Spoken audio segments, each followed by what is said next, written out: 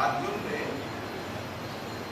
আজকে উনি বলেন যেটা এটা যে উনি বলেন শব্দ তরঙ্গ যেটা যায়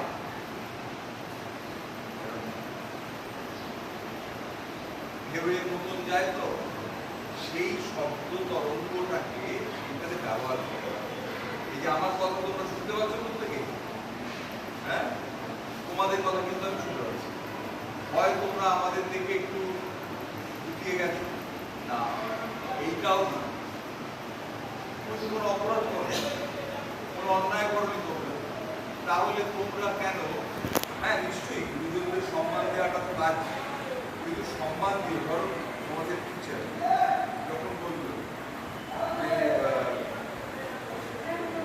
একটা ধরো জিজ্ঞেস করলো যে এই কত রবীন্দ্রনাথ সবচেয়ে বড় পুরস্কার কি পেয়েছিলেন, তুমি উঠে গেছে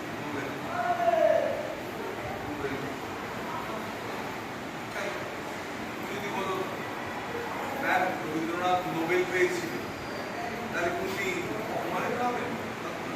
তাহলে তুমি স্পষ্ট করে ঋজুভাবে কেন কথা বলো? ঋজুভাবে মানে এইভাবে, সেটাও সেটা শেখায় দাও। আমরা অনেকের বলি এরকম ভাবে দাও। আমাদের মানসিক গঠনের মধ্যেই তখন থেকেই একটা ব্যক্তিত্বহীনতা, একটা পার্সোনালিটি লেস, মানে আমি একটা না, নিজের মধ্যে সব থেকে প্রথম হচ্ছে আত্মমর্যাদা বা আত্মবিশ্বাসটাকে বাড়াতে হবে, আত্মবিশ্বাসটাকে রাখতে হবে না আমিও একজন মানুষ, নাগরিক, এই দেশে বাস করি, আমার একটা মত আছে, আমার একটা একটু বয়স থেকেই করতে হবে, বড় বয়স হলে হয়, এখন থেকেই তোমাকে শিখতে হবে।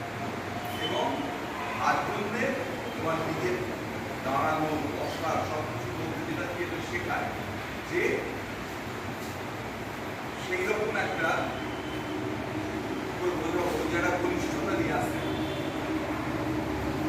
এবং তার সঙ্গে সঙ্গে তোমার সম্মান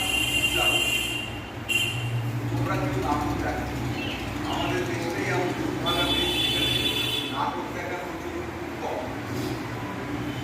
যাদের নাটক দেখার দরকার সে নাটকের কাছ থেকে যে শিক্ষা পাবে তাদেরকেই নাটক পাবে। নাটকে একমাত্র সমাজ সচেতনতার কথা বলে, অবহেলিত মানুষের যন্ত্রণার কথা বলে, কিন্তু সেই অবহেলিত মানুষ তারাই নাটকে দেখে দেখে যারা সমাজের বিদগ্ধ মানুষ, যাদের প্রতিষ্ঠা আছে, অর্থ আছে, তারা নাটক দেখে আছে। কিন্তু তোমাদের নাটক দেখা দরকার। যাই হোক, যে কোনো সিচুয়েশনে আমাদের সেই পরিকাঠামো তৈরি হয়, কিন্তু সেইটাই তোমাদের বলতে এসেছি, তোমাদের কাছে এসেছি যে নিজেদের ব্যক্তিত্ব মানে হচ্ছে পার্সোনালিটি। পার্সোনালিটিটা কি? তুমি যে একজন মানুষ, তোমাকেও যে সম্মান করতে হয় সমাজকে, সেইটা নিজের মনের মধ্যে রাখবে। তুমি এলেবেলে কেউ নও, তোমরা এলেবেলে কেউ নও। তার জন্য দরকার হচ্ছে কি তোমার হাঁটা, চলা, দাঁড়ানো, তোমার কথা বলা, তুমি এমনভাবে কথা বলবে, হয়তো একটা জিনিস তোমার পরীক্ষা জিজ্ঞেস করবে, তুমি জানো না, সেটা বলবে আমি জানি না স্যার। তোমার এই আমি জানি না স্যার বলার মধ্যে ওই মানুষটা তোমাকে সংগ্রহ করবে, তো সত্য কথা বলতো।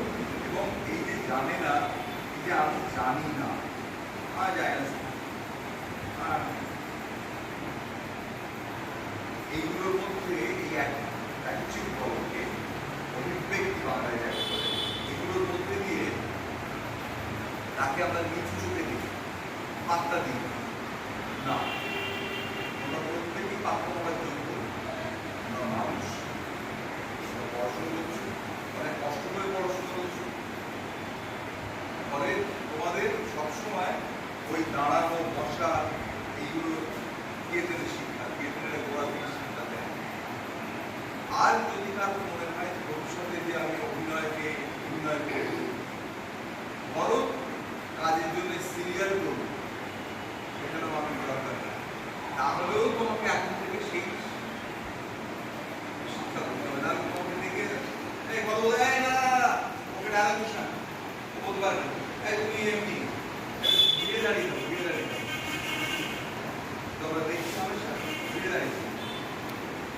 কথা বলতে জানতে হবে এবং সেই কথা আরেক জায়গায় পৌঁছতে হবে। তোমরা কবিতা আবৃত্তি করেছো কখনো? আবৃত্তি কি জানো? একটা কবিতাকে,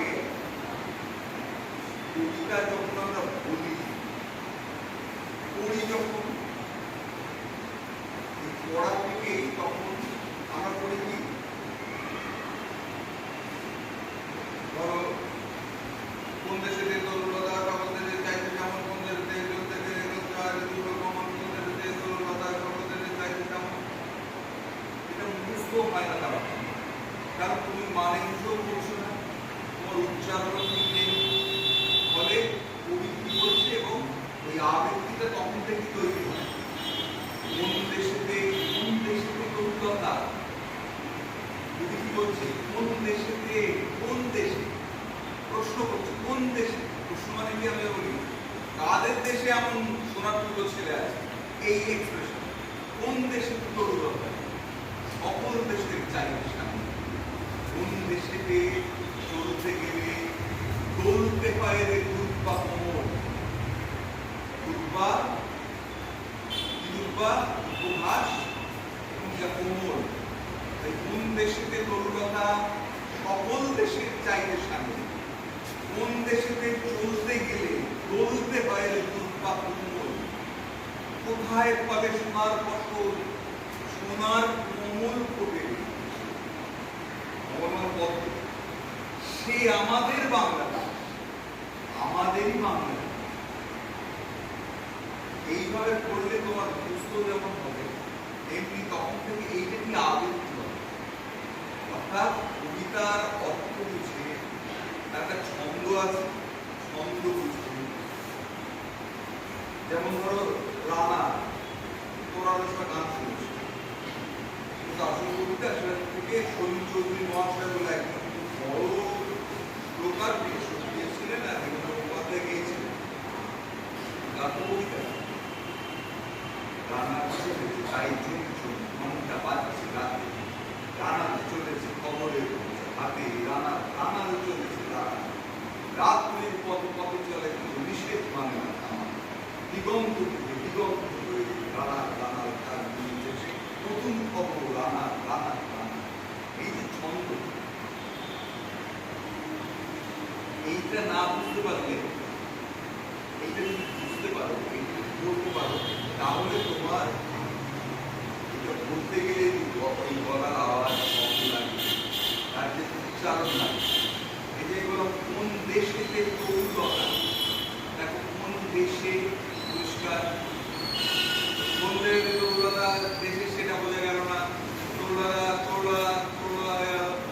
তরুণতা নয়, কত সুন্দর শব্দ তরুণতা, সহজের চাইতে যেমন, সকল দেশের চাইতে শ্যামল, কোন দেশেতে চলতে গেলে দৌড়তে পারে দুর্পাদন, মানে বুঝো তাহলে দেখবে অর্থাৎ ভাষাঘাত জায়গায়।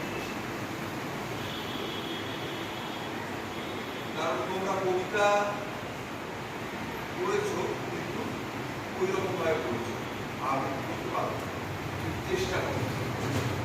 দেখো তো আমি একটা কবিতা বলি, শুনতে ভালো লাগে। আজি এ প্রভাতে রবির পর, কেমনে কষিল প্রাণের পর, কেমনে কষিল তুহার আত্মার একটুবার পাখির গান, না জানি কেন রে এতদিন পরে জাগিয়া উঠেছে প্রাণ,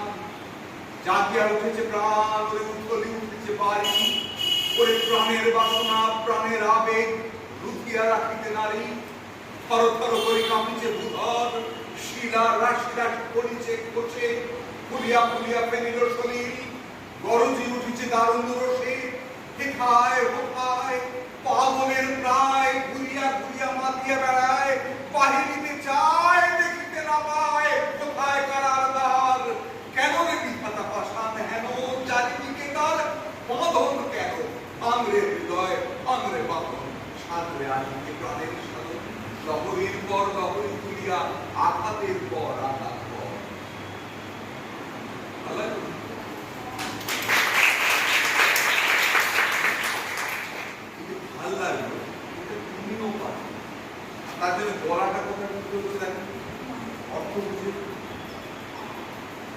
হলো।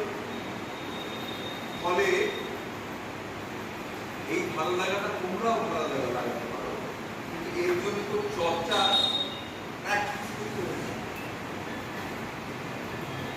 জোরে জোরে পড়লে প্রতিটা অক্ষরের ওপর জোর দেবে, প্রতিটা অক্ষর উচ্চারণ করতে চাই।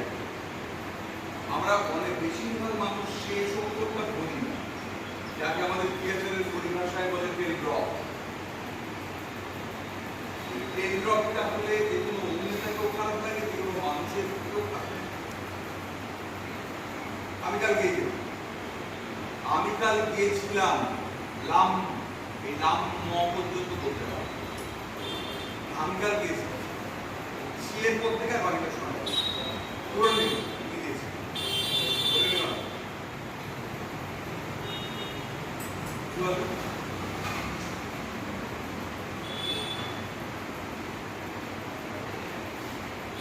তোমরা নাটক দেখনি, নাটক করনি,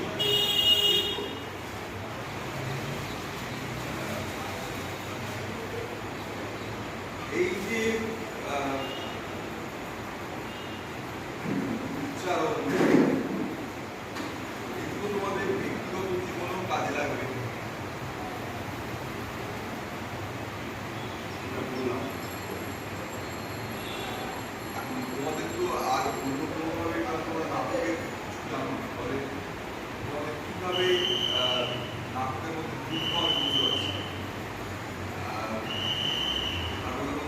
তার নানা রকম আমরা করি, কিন্তু আমাদের প্রাথমিকভাবে এটাই আমার বলার যে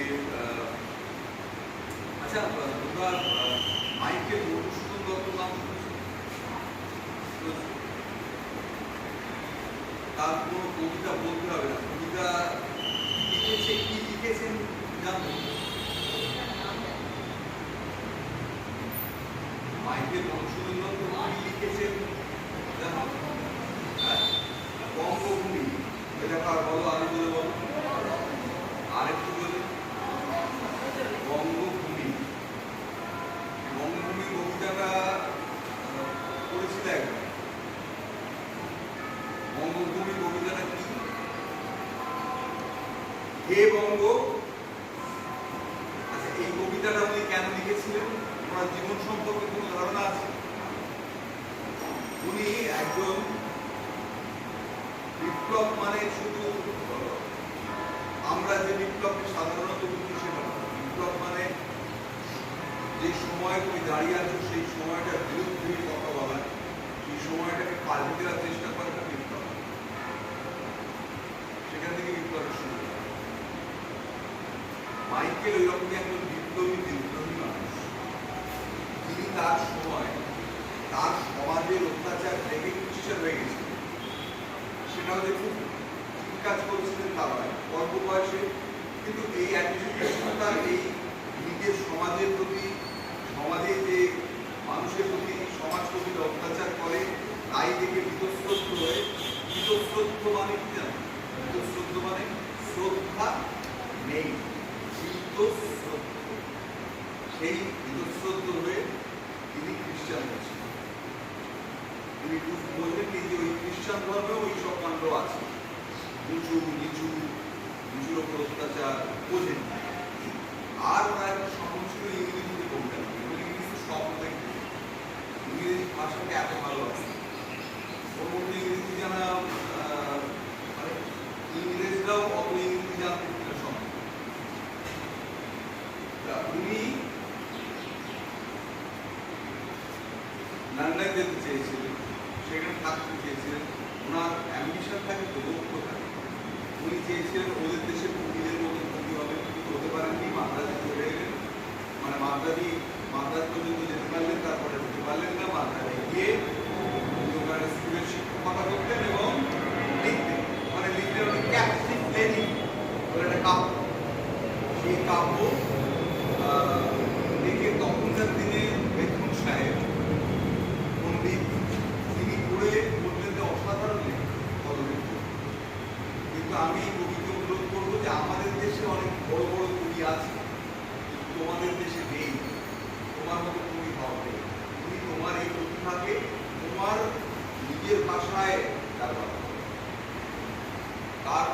বাংলায় কবিতা লিখতে শুরু করি। আমার সঙ্গে কবিতা লিখতে পারে না, বাংলা জানেনি, ইংরেজিতে পড়েছে। তারপরে রামায়ণ মহাভারত বানিয়ে চর্চা করে অসম্ভব প্রতিভা খুব তাড়াতাড়ি পিক আপ করে নিল এবং অসামান্য সব জিনিস লিখলেন। উনি প্রথম ছন্দ আছে, অনেক রকমের ছন্দ আছে, যে ছন্দ আমাদের দেশে ছিল না, সেই অনেক প্রাক্তন ছন্দ উনি দিয়ে বাংলা ভাষার একটা দরজা খুলে দিল। এবং তারই একটা জায়গা হচ্ছে বঙ্গভূমি, বঙ্গভূমির প্রতি। সেখানে উনি সখেদে, সখেদে মানে কে, এবারে আর শখের মানে নিজের, সখেদে লিখলেন বঙ্গভূমির প্রতি। নাম জানো, আমি বলতে পারি হে বঙ্গ ভান্ডারে তব বিবিধ রতন, তা সবে অবোধ আমি অবহেলা করি, পরধন লোভে মত্তপূর্ণ ভ্রমণ করবে সেই বিখ্যাত কাটাইল বহুদিন সুখ করি করি, অনিদ্রার অনাহারে সুতায় মন মজিনু বিফল তবে অবরণ্যে করি, কেলিনু শৈবালে করি তবর কান, স্বপ্নে তব প্রলক্ষিত হইয়া পড়ে ওই বাছা মাতৃকোষে রতনের রাজি, এ ভিখারি দশা তোর কেন তবে আজি, জাতি অজ্ঞান কি জানে কি করে, পারিলাম আজ্ঞার সুখে, পারিলাম আজ্ঞার সুখে, পাইলাম কালে মাতৃভাষা রূপে করি ওদের কাছে এটা প্রায় মৃত্যুর মতো শোনাচ্ছে, কারণ আমার বাংলা বুদ্ধি করতে আমার মাইকের কথাই না। হে বঙ্গ বাংলাদেশকে অ্যাড্রেস করছে, এই বঙ্গ ভান্ডার, ভান্ডার বলতে বোঝা যাচ্ছে যে তোমার ভাষার মধ্যে যা আছে, ভান্ডারে অসীমিত রতন মানে অনেক অনেক গণিত, অনেক সম্পদ আছে, তার সবে অবহেলা ভান্ডারে তব গঠিত রতন এবং ভান্ডারে তব গঠিত রতন, তার সবে আমি অবহেলা করি, পরধন লোভে, পরধন লোভে, পরধনটা কি না ইংরেজি ভাষা, পরধন লোভে মত্ত করিনু ভ্রমণ পরদেশে, ভিক্ষাবৃত্তি মানে আছে, ভিক্ষে করে হয় না, নিজের উপর জোর রাখতে হবে, কাটাইল বহুদিন সুখ করি হরি, সুখ পরিহার করে অনেকদিন কাটিয়েছি, আসল সুখের সন্ধানই পাইনি, কাটাইল বহুদিন সুখ করি করি, করি করি মানে পরিত্যাগ, কাটাইল বহুদিন সুখ করি করি, অনিদ্রায় অনাহারে সবিকায় মনো, অনিদ্রায় ঘুম নেই, অনাহার খাওয়া নেই, অনিদ্রায় অনাহারে সবিকায় মনো, মজিনু বিফল তবে অবরণ দেব, কেলিনু শৈবালে গুলি কমল কান, কেলিনু শৈবালে গুলি কমল কান, শ্যাওলা তোকে করেছি মামলা, স্বপ্নে তব প্রলক্ষিত করে দিল। উনি বলছেন স্বপ্ন দেখেছেন, আসলে ওটাকে উনি একটা বলছেন মন থেকে যেটা এসেছে সেটা কি বলছেন, পুনরুক্তি, স্বপ্নে তব পুনরুক্তি করে দিল পরে ওরে বাছা মাতৃকোষে, মাতৃ বিফলার উচ্চারণটা কি হবে, আমরা বেশিরভাগ সময় রফালার উচ্চারণ আর বিফলার উচ্চারণ ভুলিয়ে দিই। পৃথিবী, পৃথিবী আমরা পৃথিবী এমন উচ্চারণ করি যেটা মনে হয় পয় রফালা হস্যই, পয় হস্যই, পয় কিন্তু ছোট্ট একটাই আছে যেটা একমাত্র উচ্চারণ করতে পারতেন সৌমিত্র পিতার নাম প্রকাশ করতেন, তিনি আমাদের বাংলা বিভাগের পিতা। অমৃত, অমৃত নয়, অমৃত, অমৃত অর্থাৎ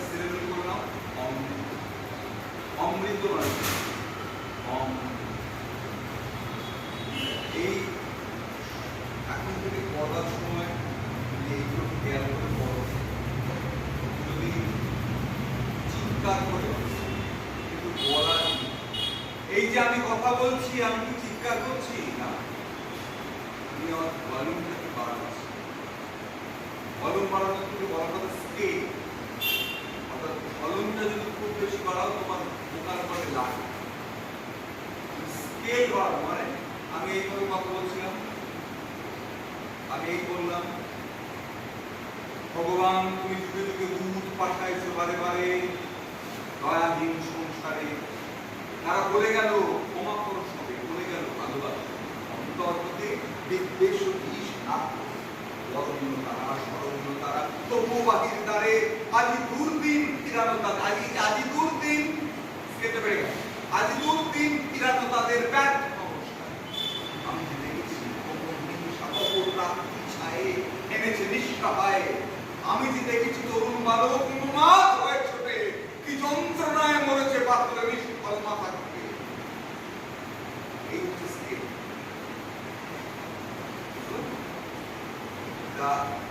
ওইভাবে পড়ার চেষ্টা করবো, আমার স্ট্রাকচার নেই কিন্তু বলে যেটা দীর্ঘদিন একটা ক্লাসের মধ্যে দিয়ে দেওয়া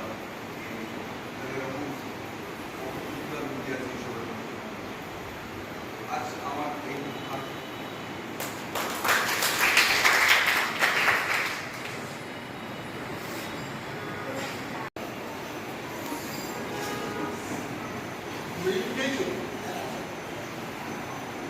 আমরা একটা খেলা, এই যা দেখলে এ হচ্ছে মানে ঈশ্বর প্রদত্ত এসব ব্যাপার থাকে বুঝলাম। হ্যাঁ, কিন্তু আমরা কি করতে পারি, আমরা কিন্তু প্র্যাকটিসের মাধ্যমে একটা জায়গায় পৌঁছতে পারি। আজ তোমাদের নিয়ে আমরা একটা খেলা করব, তারপরে একটা অভিনয় করার জায়গা তৈরি করব। প্রথমে খেলা হচ্ছে, তোমরা জানো ছিপখান তিনটা তিনজন মাল্লা চৌকর তিন ঘর গায়ে দুর পাল, একটা ছন্দ। কে লিখেছিল কবিতাটা জানো কি? জানো কে জানি? বলো বলো না। হ্যাঁ,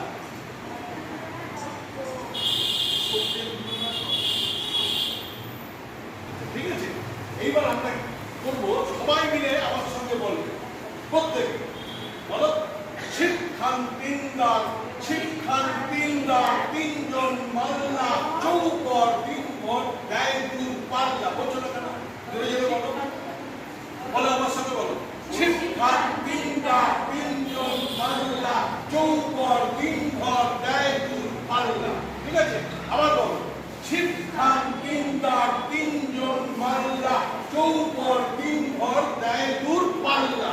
এইবার এইটাই তোমরা বলে যাবে, এই বলটা একটা বলার পরে আরেকজনকে দেবে, হঠাৎ কিন্তু বলা থামাবে না। এটাকে বলে মনোযোগ। বুঝতে পেরেছো? থিয়েটার করতে গেলে যে মনোযোগ দরকার। আমি বিজনেস করি তো, থিয়েটার করতে গেলে এই চাটা খেলাম কিন্তু আমার কথা পড়ে যাচ্ছে, সেইটাই প্র্যাকটিস। বুঝতে পেরেছো? এই বলটা নিয়ে তুমি এ পর পর পর পর পর দিয়ে যাবে, আর এইটা সবাই মিলে বলতে থাকবে যতক্ষণ না শেষ হবে। ঠিক আছে, বলতে বলো। ছিপখান তিনদার তিনজন মাল্লা চৌকর তিন ঘর গায়ে দুর পাল্লা। ঠিক আছে, বলো বলো, এবার বলতে থাকো। জোর জোরে।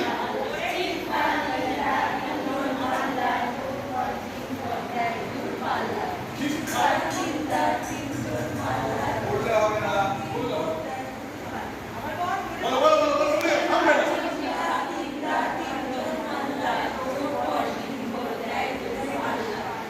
ছিপখান বলতে নেই, বলতে নেই। হাসি নেই, হাসি। বলো, বলে যাও বলে যাও বলে যাও।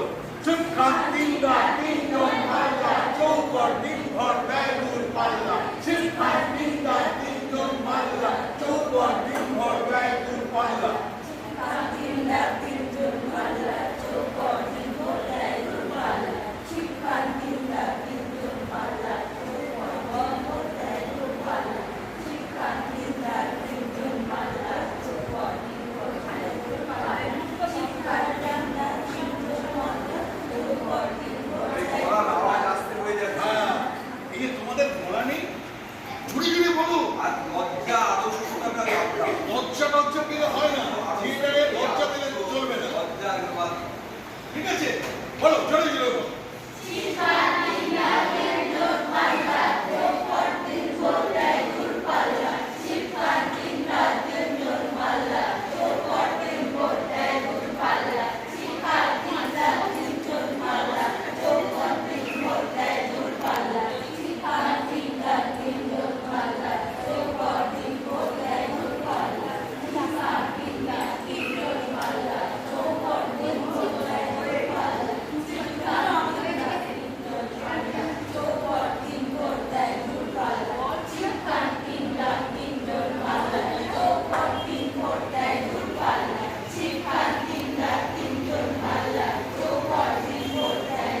ব্যাস। দেখেছো তো, তোমরা অনেকে বলছো না তখন এটা দিচ্ছ, এটা নয়। বলতে বলতে আমরা যখন নাটক করি তখন কিন্তু বলতে বলতে আমাদের বিজনেস গুলো করতে হয়, এগুলো বলে বিজনেস।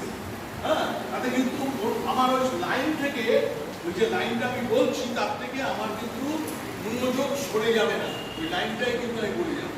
এটাও একরকম, এটাকে বলে মনোযোগ। হ্যাঁ, যে মানে ডায়লগ বলার সময় মনোযোগ। ঠিক আছে? এইবার আমি একটা তোমাদের অভিনয়ের ব্যাপার বলছি। তোমরা প্রত্যেকে 5 জন করে যাও, 5 জন করে বসো, 5 জন করে বসে এক একটা করে গল্প বানাও, নিজেদের গল্প। বুঝেছো? সেই গল্পটা কিন্তু এখানে করতে হবে। তোমরা কিন্তু এসো, 5 জন এসো, 5 জন করে বসো, 5 জন করে তোমরা সেই গল্পটা বানাও।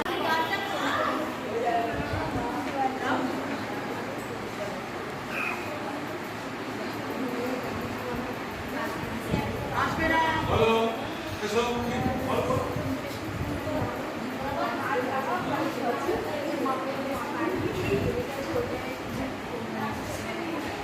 জোরে জোরে বলো, জোরে জোরে বলো।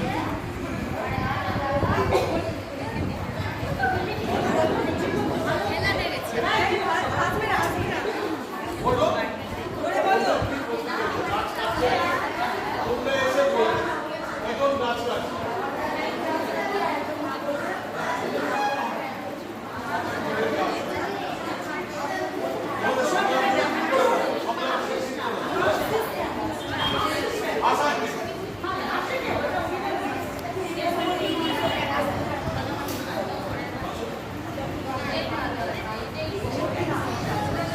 গাছ লাগাচ্ছি, তাই তো? গাছ লাগাচ্ছি, আর একজন গিয়ে গাছ লাগাতে কলম দিচ্ছে, আর একজন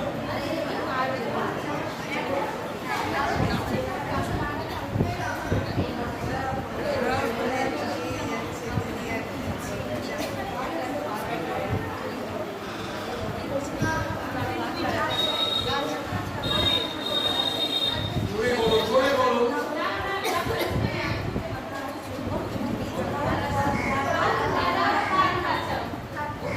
গাছ লাগাও, জোরে জোরে বলতে হবে। আবার হ্যাঁ,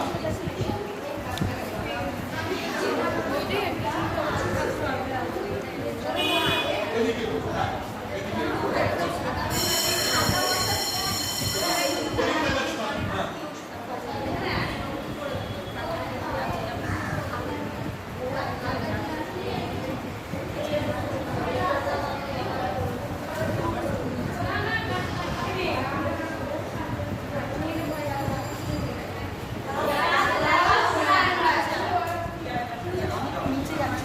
এটা আরো জোরে গলা করে করতে হবে, বুঝতে পেরেছো?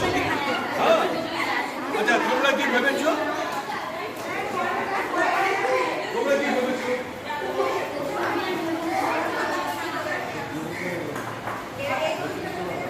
আসো, আসো।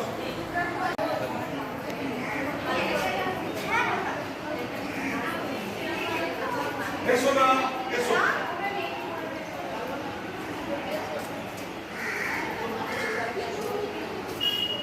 বলো, কি বলবে বলো। জোরে জোরে।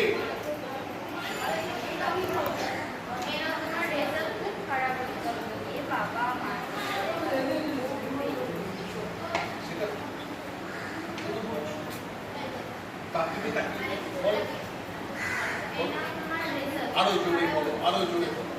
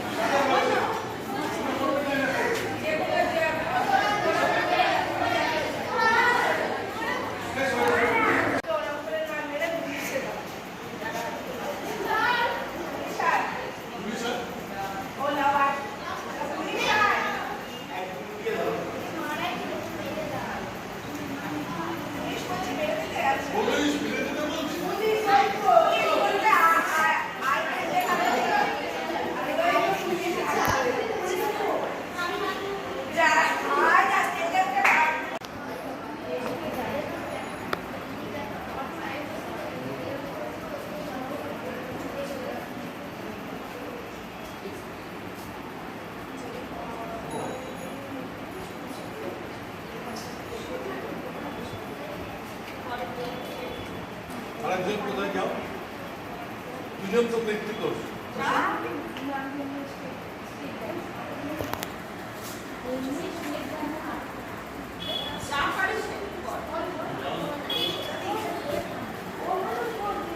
বউ তো বললো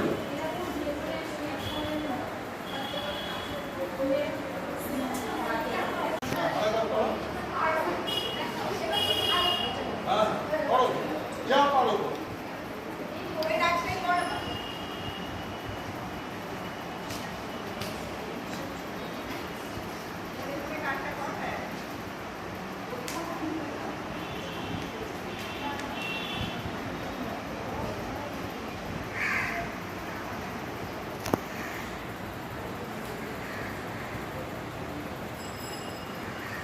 বলো আরো জোরে করে বলো। তোমার নাচটা খুব ভালো হয়েছে, তোমার মুদ্রাগুলোও ভালো হয়েছে, প্রতিটা স্টেপই খুব সুন্দর হয়েছে, কিন্তু পরের বছর তোমার আরো যেন ভালো হয়। বলো এবার আমি ঘোষণা করবো যারা যারা কাজ করেছে বলো পাচ্ছ না অন্নপূর্ণা কাজ হয়েছে। এই যে এটা খুব ভালো বুঝতে পেরেছো? এগুলোকে বলা হচ্ছে তাৎক্ষণিক কবিতা। তোমাদের সাবজেক্ট হলো তুমি তৈরি করবে, তুমি সেটা করবে।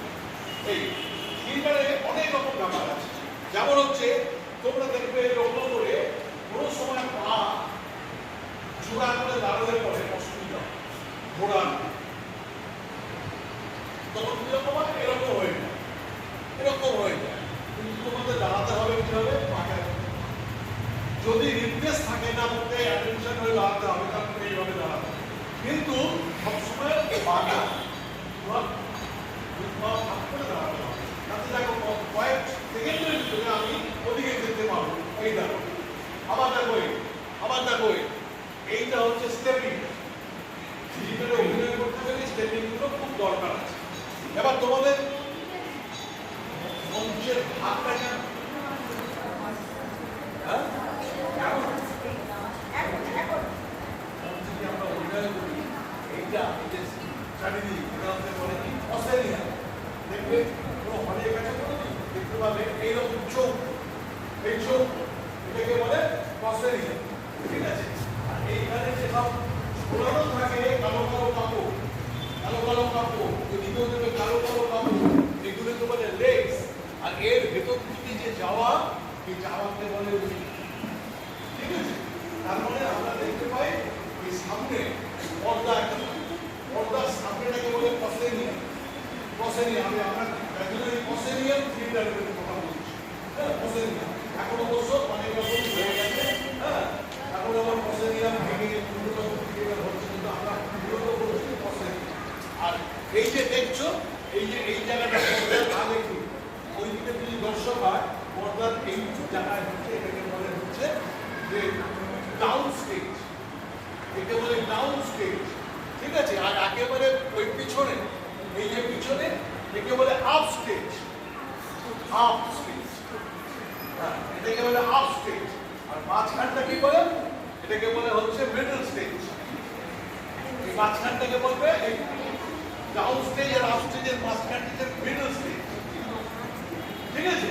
এইবার আমরা যদি ওই দিকে সবসময় কাউন্ট হয়, সবসময় তোমার কাউন্ট হয় অভিনেতাদের রাইট সাইড দিকে, এইটা হচ্ছে অ্যাক্টার্স রাইট, অ্যাক্টার্স রাইট, আর এটা হচ্ছে ডাউন রাইট, আর ওইটা হচ্ছে ডাউন লেফট, মাঝখানটা হচ্ছে মিড ডাউন, আবার হচ্ছে মিড সেন্টার।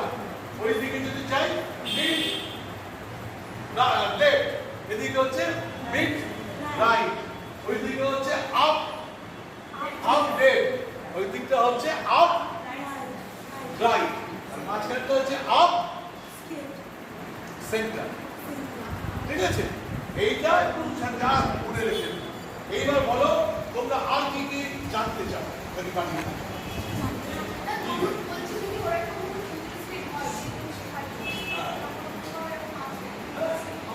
আমাদের অনেক ইন্টারেস্ট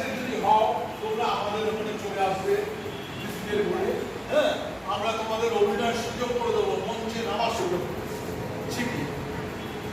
যদি তুমি ইন্টারেস্টে ভাও, মানে তোমার যদি বাড়িতে কোনো অসুবিধা না থাকে, কারণ আমাদের তো শো করতে গেলে পরে শো করতে হবে, শোয়ের দিন থাকি দিনে চলবে না, আমাদের এই নিয়মটা মানতে হবে। যে সময় বলা, দেখো আমরা যে এসেছি আমাদের 9টায় পড়ছে, আমরা 9টায় এসেছি, 9টা বাজতে 1 করে চলবে না, কারণ 6:30 বাজলে পরে যে ঘন্টা বাজলো পর্দা উঠবে।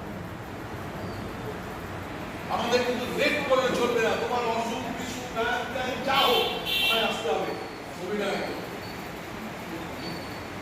এইটা হচ্ছে আমাদের নিয়ম।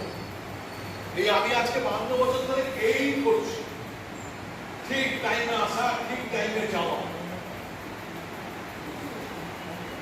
আর অভিনয় করতে গেলে লজ্জা, ঘৃণা, ভয় সব বাইরে ফেলে দিয়ে আসবে। কোন রকম লজ্জা করলে পরে তুমি কিন্তু দর্শকের সামনে অভিনয় করতে পারবে। ওই যে হাসছিলে না, সিরিয়াস সবসময় তোমাকে ওই চিন্তাটা করতে হবে, আমাকে এইটা বলেছে আর কেন বলেছে, কিভাবে বলেছে। দেখো একটা শব্দ, একটা সেন্টেন্স, বাড়ি যাও মানে তোমারই বাড়ি যাবো, অন্য কারোর বাড়ি যাবো। আমি কাল তোমার বাড়ি যাব, মানে বাড়ি যাব, অন্য জায়গায় যাব। আমি কাল তোমার বাড়ি যাবই, শিওর যাব। একটা কথা যদি একটা জোর দেওয়া যায় একটা শব্দের উপরে, তার মানে বদলে যায়। তাই জন্য এইগুলো খুব মাথায় রাখতে হবে অভিনয় করতে গেলে, এবং খুঁজে বার করতে হয় আমি কোনটার উপর জোর দেব। প্রথম কথা হচ্ছে তোমরা সবাই বাড়িতে খবরের কাগজ আছে, খবরের কাগজ আছে বাড়িতে, কি পড়ার বই কবিতা আছে, হ্যাঁ আছে, সেই কবিতাগুলো জোরে জোরে পড়বে, জোরে জোরে পড়বে। জোরে জোরে পড়লে কি হবে, তোমার কণ্ঠটা ঠিক হবে, তুমি উপরে কথা বলতে পারবে। আমরা সাধারণত কথা বলি, আমি বললাম না আগে পেটের উপরে যে ডায়াফ্রাম আছে, তারপরে অনেক সময় কথা বলি এইখান থেকে, তারপরে গলা, তাহলে একে বলি আমরা কি, এটা তারা, উপরটা কি তারা, এটা কি বলো, উদরা উদরা তারা, উদরা উদরা তারা, ঠিক আছে। এইভাবে আমরা কথা বলি। আর ওই যে বললো না ভলিউম, ভলিউম আর এ তোমার স্কেল, এ কিন্তু আলাদা। স্কেল হচ্ছে প্রত্যেকটা মানে অভিনেতা, প্রত্যেকটা মানুষের, অভিনেতা কেন শুধু মানুষের একটা স্কেল, মানে তার স্কেল থাকে। মানে ওই যে ইলাস্টিকটা, ওই যে ভোকাল কর্ডটা ঠিক তার সর্বোচ্চ জায়গায় পৌঁছবে, সেইটাই হচ্ছে তার স্কেল। তার উপরে সে যদি কথা বলতে যায়, তার গলা কিন্তু ভেঙে যায়, ভোকাল কর্ডটা ছিঁড়ে যায়। সেই জন্য সবসময় মনে রাখতে হবে, আমি আমার যা স্কেল, সেই স্কেলেই আমি কথা বলবো, কিন্তু ভলিউম বাড়াতে পারবো। ভলিউম আমি স্কেল ধরে গেলে ভলিউম বাড়ালাম, ভলিউম বাড়ালাম, কিন্তু স্কেল আমার এক থাকে। বেশি যদি তুমি স্কেলের বাইরে যাও, গলা ভেঙে যাবে। এটা হচ্ছে মাথায় রেখে কবিতা পড়ো, আর পারলে খবরের কাগজ, পুরো খবরের কাগজ বাড়িতে নিয়ে গিয়ে জোরে জোরে, লজ্জা নেই, জোরে জোরে পড়ো, দেখবে উচ্চারণ পরিষ্কার। আর যেভাবে জিভ জিভ লাগাতে বললো সেভাবে, ঠিক আছে। ধন্যবাদ, আজকে শেষ করছি। তোমরা